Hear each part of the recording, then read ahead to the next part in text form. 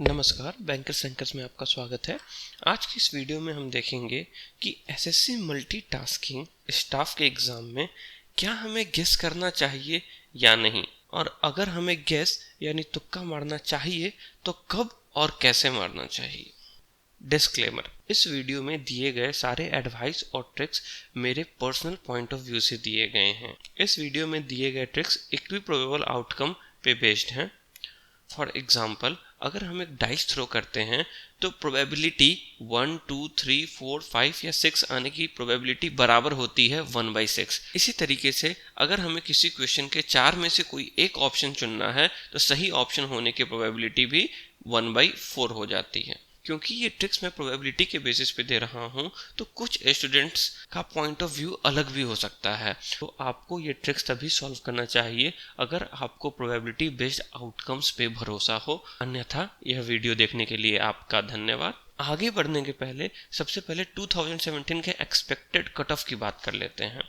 जैसा कि इस टेबल में हम देख सकते हैं कि 2014 में नंबर ऑफ वैकेंसीज काफ़ी कम थी, इसीलिए 2014 का कट ऑफ काफ़ी हाई गया था। 2013 में नंबर ऑफ वैकेंसीज 2014 के नंबर ऑफ वैकेंसी से ज़्यादा थी, मगर 2017 में जो नंबर ऑफ वैकेंसीज आई हैं वो 2013 के नंबर ऑफ वैकेंसी से डबल हैं। तो इसीलिए हमने जो एक्सपेक्टेड कट ऑफ निकाला है वो 2013 के बेसिस पे निकाला है। मगर क्योंकि नंबर ऑफ स्टूडेंट्स भी 2013 के कंपेयर में 2 से 3 गुने बढ़ गए हैं 2017 में, इसीलिए जो एक्सपेक्टेड कट ऑफ है वो 2013 के कट ऑफ से थोड़ा सा ज़्यादा है। तो इस टेबल से आप जिस स्टेट से बिलोंग करते हैं और जिस कैटेगरी से बिलोंग करते हैं उस स्टेट और कैटेगरी का एक्सपेक्टेड कट ऑफ आप गेस कर सकते हैं। यानी आपको एक आइडिया हो सकता है कि आपको एटलीस्ट इतना मार्क्स एग्ज़ाम में लेकर आना है। अगर आप इससे कम मार्क्स लेके आ रहे हो तो आपका सिलेक्शन नहीं होगा। तो आइए सबसे पहले बात करते हैं कितने क्वेश्चंस आते हैं। एसएससी एमटीएस में टोटल 150 क्वेश्चंस आते हैं 150 मार्क्स के और 4 सेक्शन से। अगर आप किसी क्वेश्चंस का इनकरेक्ट सॉल्यूशन देते हो तो आपको -0.25 मार्क्स अलॉट होते हैं, और अगर आप सही जवाब देते हो तो आपको 1 मार्क्स अलॉट होता है। तो आइए सबसे पहले एक सबसे वर्स्ट कंडीशन की बात करते हैं।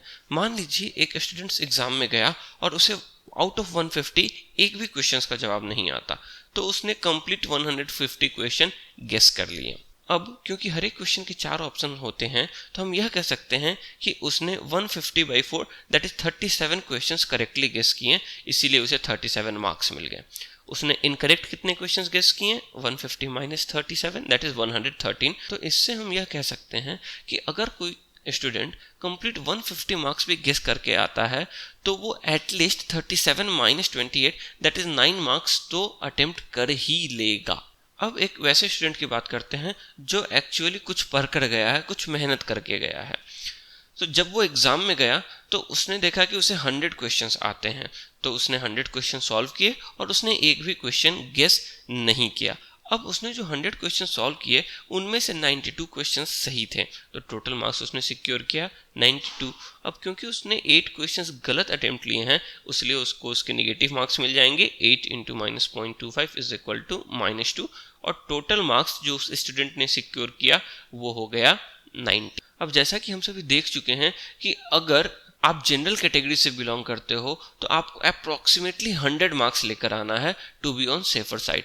तो ये स्टूडेंट पढ़कर गया और इसने 100 क्वेश्चंस अटेम्प्ट भी लिए, मगर इसका सिलेक्शन नहीं हुआ। अब एक दूसरा सिनेरियो कंसीडर करते हैं कि वो पढ़कर गया, उसने 100 सही क्वेश्चंस लगाए और जो बाकी 50 क्वेश्चन थे उसने 50 के 50 क्वेश्चन गेस किए, मगर उसने रैंडमली गेस किए। मतलब ABCD उसने रैंडमली 50 क्वेश्चंस गेस किए, कोई रूल फॉलो नहीं किया। तो जरा चेक करते हैं क्या हुआ। जो 50 क्वेश्चन उसने गेस किया उसमें से उसके approximately 50/4 that is 13 questions correct हुए, तो उसे +13 मार्क्स मिला। और जो इनकरेक्ट हुए वो 50 - 13 दैट इज 37 क्वेश्चंस इनकरेक्ट हुए, तो 37 × -0.25 दैट इज -9 नेगेटिव मार्क्स मिला। तो टोटल मार्क्स जो उसे मिला वो मिला 13 - 9 इज इक्वल टू 4 मार्क्स गेसिंग के बेसिस पे। यानी अगर वो स्टूडेंट 150 क्वेश्चंस अटेम्प्ट कर आता जिसमें 100 उसे आते थे और 50 उसने रैंडमली गेस किए हैं, तो वो 90 + 4 94 मार्क्स लेकर आता। मगर अभी भी वो सेफ साइड में नहीं रहता। तो हम क्या कर सकते हैं? अब इक्वी प्रोबेबिलिटी की बात करते हैं। मान लीजिए कि स्टूडेंट को 100 क्वेश्चंस आते थे। अब क्योंकि वो 100 क्वेश्चंस रैंडम थे, तो इसकी प्रोबेबिलिटी काफ़ी हाई हो जाती है कि बहुत सारे क्वेश्चंस का ऑप्शन एक ही लड़ा। फॉर एग्जाम्पल 20 क्वेश्चंस के ऑप्शंस ए आए, 18 क्वेश्चंस के ऑप्शन बी आए, 37 क्वेश्चन के ऑप्शन सी आए और 25 क्वेश्चंस के ऑप्शन डी आए। मगर जिसने क्वेश्चन पेपर सेट किया है उसने ऑप्शंस इस तरीके से दिए हैं कि ऑप्शन ए, बी, सी और D equal amount of times आए। यानी ऑप्शन ए 37 टाइम्स आए, ऑप्शन बी 38 टाइम्स आए, ऑप्शन सी 37 टाइम्स आए और ऑप्शन डी 38 टाइम्स आए। अब स्टूडेंट को 100 क्वेश्चन आते थे तो उसने 50 क्वेश्चन गेस किए।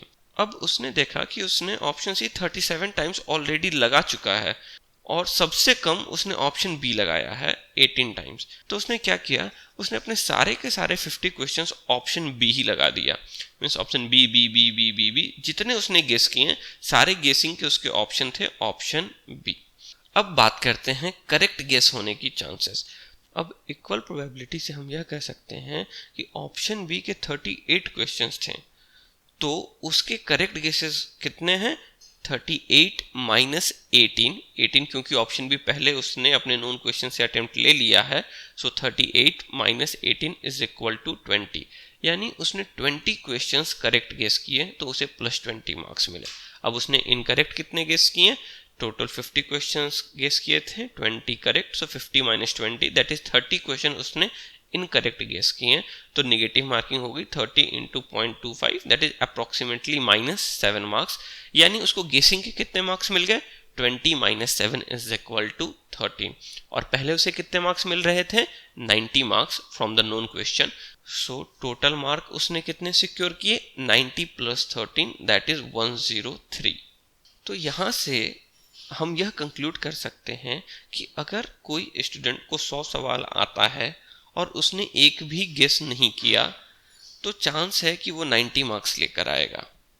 अगर किसी स्टूडेंट को 100 सवाल आता है और उसने 50 क्वेश्चन रैंडमली गेस किए तो चांसेस है कि वो 94 मार्क्स लेकर आएगा। और अगर किसी स्टूडेंट को 100 मार्क्स आता है और उसने 50 क्वेश्चन इक्वी प्रोबेबिलिटी के बेसिस पे गेस किया तो चांसेस है कि वो 103 मार्क्स लेकर आएगा। अब आप यह कह सकते हैं सर हर एक ऑप्शंस को काउंट करने में काफ़ी टाइम वेस्ट होगा। बिल्कुल टाइम वेस्ट तो होगा। मान लीजिए हमने अपने एग्ज़ाम के 2 घंटे में से लास्ट के 5 मिनट इस चीज़ के लिए रख लिया, तो इस 5 मिनट में आप 13 मार्क्स लेकर आ रहे हैं। तो वो जो टाइम आप वेस्ट कर रहे हैं एक तरीके से उस 5 मिनट में आप 13 मार्क्स लेकर आ रहे हैं, तो वो वेस्ट नहीं टाइम इन्वेस्ट हो जा रहा है।